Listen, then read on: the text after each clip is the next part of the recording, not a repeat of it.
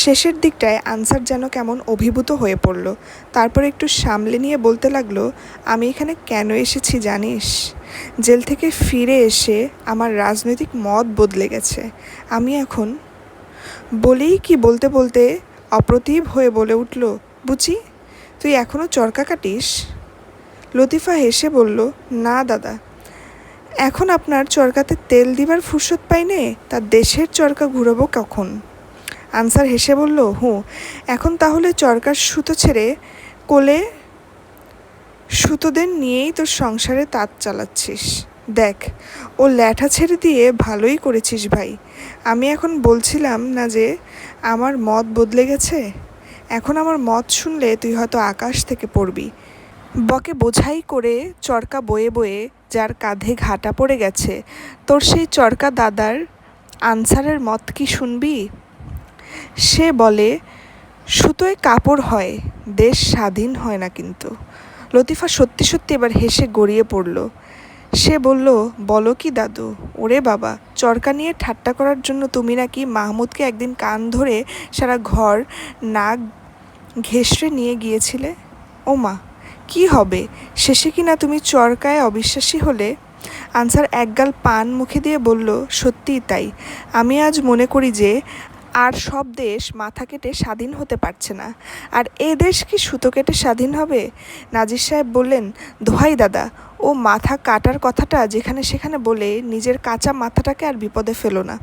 Answer হেসে বলল, তার মানে? কোনো এক শুভ প্রভাতে মাথাটা দেহের সঙ্গে নন কোঅপারেশন করে বসবে, এই তো?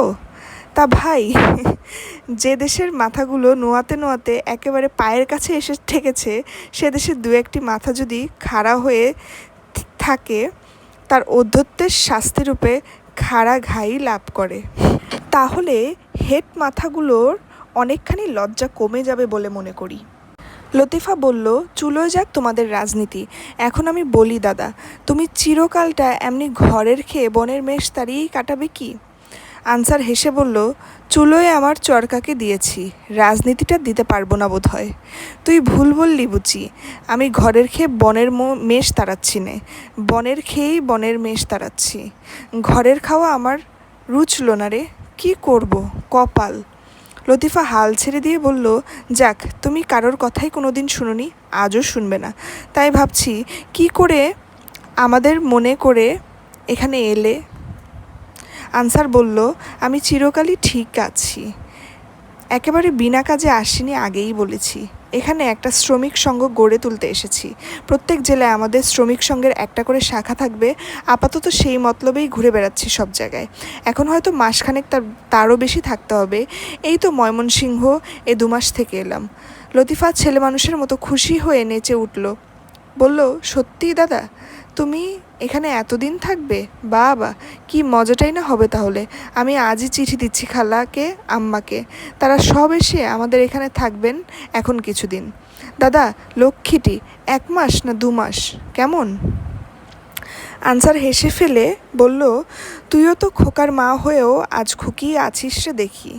চিঠি লেখ, তাতে আমার আপত্তি নেই, কিন্তু আমি আমার কাজ নিয়ে এত ব্যস্ত থাকবো যে তোদের সঙ্গে হয়তো সারাদিন একবার দেখা করতেই পারবো না। আমি এখানে থাকলেও তো তোদের এখানে থাকতে পারবো না। নাজির সাহেবের পেছনে টিকটিকি লেগে একেবারে নাস্তানাবুদ করে ছাড়বে।